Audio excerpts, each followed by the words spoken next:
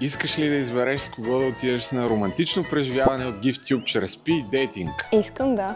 Здравей. Здрасти. Рая. Георги съм аз. Приятно ми е. На мен е също рано. Колко си години? На 21. Доста не е голяма разликата с тебе. Ти си Няма на? значение. 38.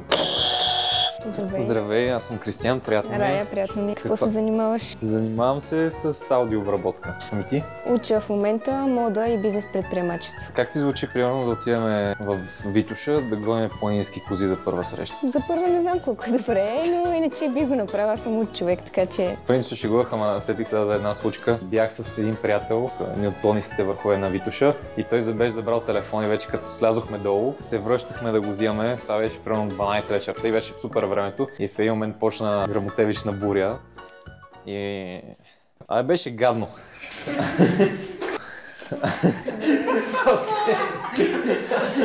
Може да разкажеш малко повече какво търсиш в едно момиче, защото да.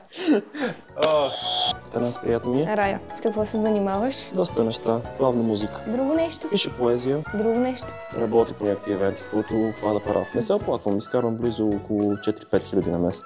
Какво търсиш в човека, който искаш да е с теб? Най-вече искреност. Да не е просто някаква сделка, реално да има химия между двамата човека. Сделка, какво имаш предвид? Много често е по-скоро все едно някаква сделка, като в момента имам нужда от секс, или в момента имам нужда от работа, или в момента имам нужда от някой да ме съпортне емоционално. Това е. Няма реално ти си човек, аз съм човек, ние двамата имаме нужда един от друг, защото примерно ти си в сложен момент, имаш нужда някой да легнеш отгоре. Говоря на гърба, не на нещо друго.